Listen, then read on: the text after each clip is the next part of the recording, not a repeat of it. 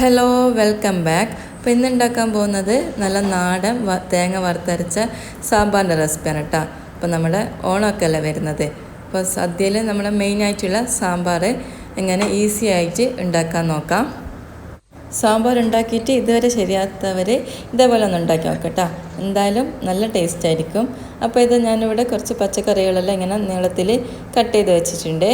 അപ്പം ഇവിടെ ക്യാരറ്റ് എടുത്തിട്ടുണ്ട്, ബീൻസ്, പച്ചക്കായ്, വഴുതന, അങ്ങനെ കുറച്ച് പച്ചക്കറി എടുത്തിട്ടുണ്ട് കേട്ടോ. പിന്നെ അര കപ്പ് തുവരപ്പരിപ്പ് കുതിർക്കാൻ വേണ്ടിയിട്ട് വെച്ചിട്ടുണ്ട്. പിന്നെ സവാളയും പച്ചമുളകും തക്കാളിയൊക്കെ ഇങ്ങനെ നീളത്തിൽ അരിഞ്ഞതും കൂടി എടുത്ത് വെച്ചിട്ടുണ്ട്. പിന്നെ ഇതാ ഇത്രയും വലുപ്പത്തിലുള്ള ഒരു വലിയൊരു ചെറുനാരങ്ങ വലുപ്പത്തിലുള്ള പുളി നമുക്ക് വേണം, അതും കുതിർക്കാൻ വേണ്ടിയിട്ട് വെച്ചിട്ടുണ്ടായിരുന്നു കേട്ടോ. ഇനി നമുക്ക് സാമ്പാർ ഉണ്ടാക്കാൻ തുടങ്ങാം. പ്രഷർ കുക്കറിലേക്ക് നമ്മൾ റെഡിയാക്കി വെച്ചിട്ടുള്ള തുവരപ്പരിപ്പ് ഇട്ട് കൊടുക്കാം. അപ്പോൾ ഇത് കുതിർത്തത് കൊണ്ട് തന്നെ ഞാൻ പച്ചക്കറിൻ്റെ കൂടെ തന്നെയാണ് വേവിച്ചിട്ടെടുക്കുന്നത്. പിന്നെ സവാള, തക്കാളി, പച്ചമുളക്, പിന്നെ ഇഞ്ചി, വെളുത്തുള്ളി എല്ലാം ഞാനിങ്ങനെ നീളത്തിൽ കട്ട് ചെയ്താണ് കേട്ടോ. അതുപോലെ തന്നെ ചെറിയ ഉള്ളിയും കൂടി എടുത്തിട്ടുണ്ട്, അതും കൂടി നമുക്ക് അതിലേക്ക് ഇട്ട് കൊടുക്കാം. പിന്നെ പച്ചക്കായ, ചേന, ക്യാരറ്റ്, ബീൻസ്, വഴുതനങ്ങ, ഉരുളക്കിഴങ്ങെല്ലാം എടുത്തിട്ടുണ്ട്. അപ്പം നിങ്ങൾ കയ്യിലുള്ള പച്ചക്കറികളെല്ലാം എടുക്കാം. മത്തങ്ങ, അതേപോലെ വേറെ കോവക്കൊക്കെ എടുക്കാം കേട്ടോ. അപ്പോൾ എൻ്റെ കയ്യിലുള്ള ഇത്രയും പച്ചക്കറികൾ ഞാനിങ്ങനെ കട്ട് ചെയ്തിട്ടുള്ളത് എടുത്തിട്ടുണ്ട്.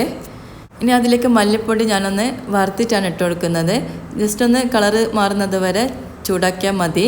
അപ്പോൾ ചൂടായ ചീനച്ചട്ടിയിലേക്ക് 2 ടീസ്പൂണ് മല്ലിപ്പൊടി ഇട്ട് കൊടുക്കുന്നുണ്ട്. അത് നന്നായിട്ട് ഇളക്കി കൊടുക്കാം. മല്ലിപ്പൊടീൻ്റെ കളറിങ്ങനെ ചേഞ്ചായിട്ട് കിട്ടണം. ഒരു 3-4 മിനിറ്റ് ലോ ഫ്ലെയിമിലിട്ടിട്ട് ചെയ്തെടുത്താൽ മതി കേട്ടോ. ഇനി നമുക്ക് നമ്മുടെ കുക്കറിലേക്ക് ഇതിട്ട് കൊടുക്കാം. പിന്നെ 1/2 ടീസ്പൂണ് മുളക് പൊടിയും 1/4 ടീസ്പൂണിലും കൂടുതലായിട്ട് മഞ്ഞൾപ്പൊടിയും കൂടി ഇട്ട് കൊടുക്കുന്നുണ്ട്.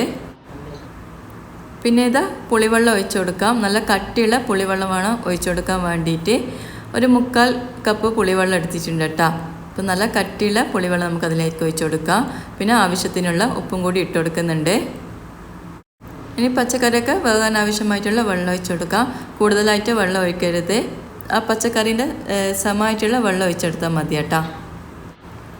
ഇനി കുക്കർ അടച്ചു വെച്ചിട്ട് സ്റ്റവ് ഓണാക്കിയിട്ട് വെക്കാം. ഒരു 2 വിസിൽ വന്നാൽ മതി. ഇനി മുരിങ്ങക്കായയും വെണ്ടയ്ക്കയും ഞാൻ സെപ്പറേറ്റ് ആയിട്ടാണ് വേവിച്ചിട്ടെടുക്കുന്നത്. ഇനി ഒരു പാത്രത്തിലേക്ക് കട്ട് ചെയ്ത് വെച്ചിട്ടുള്ള മുരിങ്ങക്കായും വെണ്ടയ്ക്കയും ഇട്ട് കൊടുക്കുന്നുണ്ട്. ഇനി അതിലേക്ക് 1/4 ടീസ്പൂണിലും കൂടുതലായിട്ട് 1/2 ടീസ്പൂണിലും കുറവ് മുളക് പൊടി ഇട്ട് കൊടുക്കുന്നുണ്ട്. അതുപോലെ തന്നെ ഒരു 2 നുള്ള് മഞ്ഞൾപ്പൊടിയും കൂടി ഇട്ട് കൊടുക്കുന്നുണ്ട്. ഇനി ആവശ്യത്തിനുള്ള വെള്ളം ഒഴിച്ച് ഉപ്പ് ഇട്ടിട്ട് നമുക്കിതൊന്ന് വേവിച്ചിട്ടെടുക്കണം. ഇനി 1/4 കപ്പ് ചിരകിയ തേങ്ങ എടുത്തിട്ടുണ്ട്, 5-6 ചെറിയ ഉള്ളിയും, പിന്നെ അതേപോലെ തന്നെ കുറച്ച് വെളുത്തുള്ളി എടുത്തിട്ടുണ്ട്. ഇതെല്ലാം നമുക്കൊന്ന് വറുത്തെടുക്കാം. അതിനായിട്ട് ഇരുമ്പിൻ്റെ ചീനച്ചട്ടി സ്റ്റവ് ഓണാക്കിയിട്ട് വെച്ചിട്ടുണ്ട് കേട്ടോ. അതിലേക്ക് 4 ടേബിൾ സ്പൂണ് വെളിച്ചെണ്ണ ഒഴിച്ചു കൊടുക്കുന്നുണ്ട്. സാമ്പാറെല്ലാം ഉണ്ടാക്കുമ്പോൾ എണ്ണ എടുക്കണം. ചൂടായതിലേക്ക് നമ്മൾ ചെറിയ ഉള്ളി ഇട്ട് കൊടുക്കാം, ഒന്ന് മൂപ്പിച്ചിട്ടെടുക്കാം.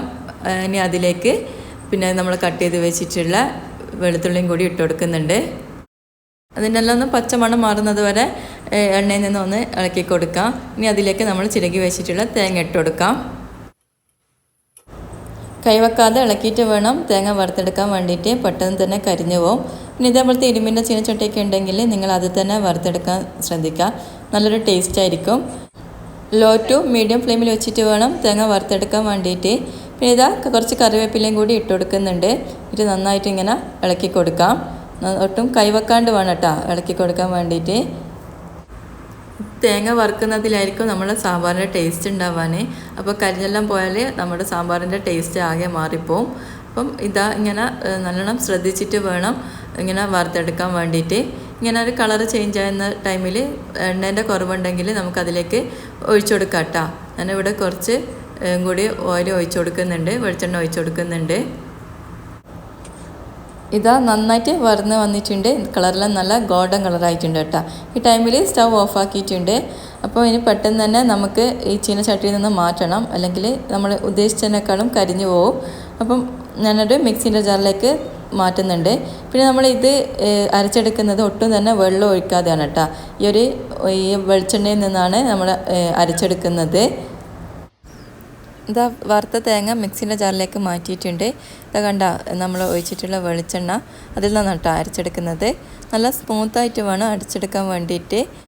ഒട്ടും തന്നെ വെള്ളം ഒഴിച്ചിട്ടില്ല. ഇതാ ഈ വെള്ളം ഒഴിച്ചാൽ നമ്മുടെ സാമ്പാറിൻ്റെ കളറ് മാറിപ്പോവും കേട്ടോ. ഈ ഒരു തേങ്ങേൻ്റെ കളറ് മാറിപ്പോവും. അപ്പോൾ ഈ വെളിച്ചെണ്ണയിൽ നിന്ന് തന്നെ വേണം അരച്ചെടുക്കാൻ വേണ്ടിയിട്ട്. അപ്പോഴേക്കും ഇത് നമ്മുടെ പച്ചക്കറിയെല്ലാം നന്നായിട്ട് വെന്തിട്ടുണ്ട്. 2 വിസിൽ വന്നിട്ട് ഞാൻ സ്റ്റവ് ഓഫാക്കിയിട്ട് പ്രഷറൊക്കെ പോയതിന് ശേഷമുള്ളതാണ് കേട്ടോ. നമുക്കൊരു വലിയൊരു പാത്രത്തിലേക്ക് ഒഴിച്ചു കൊടുക്കാം. പിന്നെ അതിലേക്ക് നമ്മൾ വേവിച്ചിട്ടുള്ള മുരിങ്ങക്കായും വെണ്ടക്കയും കൂടി ഇട്ട് കൊടുക്കുന്നുണ്ട്. പിന്നെ ഇതാ 2 ടീസ്പൂണ് സാമ്പാർ പൊടി ഇട്ട് കൊടുക്കുന്നുണ്ട്. ഇത് ഞാൻ വാങ്ങിച്ചിട്ടുള്ള പാക്കറ്റ് സാമ്പാർ പൊടിയാണ്. ഇനി അതിലേക്ക് നമ്മൾ അരച്ച് വെച്ചിട്ടുള്ള വറുത്ത തേങ്ങയും കൂടി ഒഴിച്ചു കൊടുക്കാം. ഇനി മിക്സിൻ്റെ ജാറിലേക്ക് കുറച്ച് വെള്ളം കൂടി ഒഴിച്ചു കൊടുത്തിട്ട് അതും കൂടി നമ്മുടെ സാമ്പാറിലേക്ക് ഒഴിച്ചു കൊടുക്കുന്നുണ്ട്. എല്ലാം കൂടി നമുക്കൊന്ന് നന്നായിട്ടൊന്ന് മിക്സ് ചെയ്തെടുക്കാം. നമ്മുടെ പച്ചക്കറികളൊന്നും ഉടയാത്ത രീതിയിൽ വേണം ഇങ്ങനെ ഇളക്കി കൊടുക്കാൻ വേണ്ടിയിട്ട്. കറീൻ്റെ കൺസിസ്റ്റൻസിയിൽ നോക്കിയിട്ട് നമുക്കതിലേക്ക് വെള്ളമെല്ലാം ഒഴിച്ചു കൊടുക്കാം. ഞാനൊരു 3/4 ഗ്ലാസ് വെള്ളം കൂടി ഒഴിച്ചു കൊടുത്തിട്ടുണ്ട്. ഇനി നന്നായിട്ട് തിളപ്പിച്ചിട്ടെടുക്കണം. തേങ്ങയിൽ നന്നായിട്ട് വെന്ത് വരണം കേട്ടോ. എന്നാലാണ് നല്ല ടേസ്റ്റ് ഉണ്ടാവുള്ളൂ. നന്നായിട്ട് നമുക്ക് തിളപ്പിച്ചിട്ടെടുക്കാം. ഈ ടൈമിൽ ടേസ്റ്റ് നോക്കിയിട്ട് ഉപ്പ് പുളിയെല്ലാം കുറവുണ്ടെങ്കിൽ ഇട്ട് കൊടുക്കുക കേട്ടോ. അപ്പോൾ കുറച്ച് പുളീൻ്റെ കുറവുള്ളതുകൊണ്ട് കുറച്ചും കൂടി ഞാൻ പുളിവെള്ളം ഒഴിച്ചു കൊടുത്തിട്ടുണ്ട്. കറി നന്നായിട്ട് തിളച്ച് വരാൻ വേണ്ടിയിട്ട് വെയിറ്റ് ചെയ്യണം. തേങ്ങ അരക്കുമ്പോൾ നിങ്ങൾ ഒട്ടും തന്നെ വെള്ളം ഒഴിക്കാതെ ആ വെളിച്ചെണ്ണയിൽ തന്നെ അരക്കാൻ വേണ്ടിയിട്ട് പ്രത്യേകം ശ്രദ്ധിക്കണം കേട്ടോ. അപ്പോൾ നമുക്ക് കുറച്ച് കറിവേപ്പിലയും കൂടി ഇട്ട് കൊടുക്കാം. അപ്പോൾ ആ തേങ്ങയിൽ നിന്ന് അരച്ചാൽ മാത്രമേ നമ്മുടെ സാമ്പാർ നല്ല കളർ ഉണ്ടാവുള്ളൂ. ഇനി തിളച്ച് വരുന്ന ടൈമിൽ നമുക്ക് കായപ്പൊടി ഇട്ട് കൊടുക്കണം. ഞാനിത് ഇതാ 1/2 ടീസ്പൂണിൻ്റെ അടുത്ത് കായപ്പൊടി എടുത്തിട്ടുണ്ട്. അതും കൂടി നമുക്ക് അതിലേക്ക് ഇട്ട് കൊടുക്കാം. ഇതാ ലാസ്റ്റായിട്ട് കടുകെല്ലാം ഒന്ന് വറുത്തെടുക്കാൻ വേണ്ടിയിട്ട് ഞാനൊരു ചീനച്ചട്ടി സ്റ്റവ് ഓൺ ആക്കിയിട്ട് വെച്ചിട്ടുണ്ട്. ചൂടായതിലേക്ക് 1 ടേബിൾ സ്പൂണ് വെളിച്ചെണ്ണ ഒഴിച്ച് കൊടുക്കാം. ചൂടായിട്ട് വരുമ്പോൾ 1/2 ടീസ്പൂണ് കടുക് ഇട്ട് കൊടുക്കാം. കടുക് പൊട്ടി വരുന്ന ടൈമിൽ തേങ്ങാക്കൊത്ത് ഇട്ട് കൊടുക്കുന്നുണ്ട്. ചെറുതായി കട്ട് ചെയ്തിട്ടുള്ള തേങ്ങാക്കൊത്ത് ഇട്ട് കൊടുക്കാം. അതൊന്ന് കളറ് മാറുന്നത് വരെ ഒന്ന് മൂപ്പിച്ചിട്ടെടുക്കണം. ഇനി അതിലേക്ക് കറിവേപ്പിലയും വറ്റൽമുളകും കൂടി ഇട്ട് കൊടുക്കുന്നുണ്ട്. പിന്നെ അതിലേക്ക് 1/2 ടീസ്പൂണ് നമ്മുടെ സാമ്പാർ പൊടിയില്ലേ അതും കൂടി ഇട്ട് കൊടുക്കുന്നുണ്ട് കേട്ടോ. ഈ എണ്ണയിൽ നിന്ന് അതൊന്നിങ്ങനെ ചൂടാക്കിയിട്ടെടുക്കാം. അപ്പം ഫ്ലെയിം സിമ്മിലായിരിക്കണം, അല്ലെങ്കിൽ കരിഞ്ഞു പോവും. അത് അല്ലെങ്കിൽ പൊടിയിടുന്ന ടൈമിൽ സ്റ്റവ് ഓഫാക്കിയാലും മതി. ഇനി ഇത് നമ്മൾ സാമ്പാറിലേക്ക് ഒഴിച്ചു കൊടുക്കാം. ലാസ്റ്റായിട്ട് ചെറുതായി അരിഞ്ഞിട്ടുള്ള മല്ലി ഇലയും കൂടി ഇട്ട് കൊടുക്കുന്നുണ്ട്. അപ്പം നല്ല ടേസ്റ്റ് ആയിട്ടുള്ള വറുത്തരച്ച സാമ്പാർ ഇവിടെ റെഡി ആയിട്ടുണ്ട്.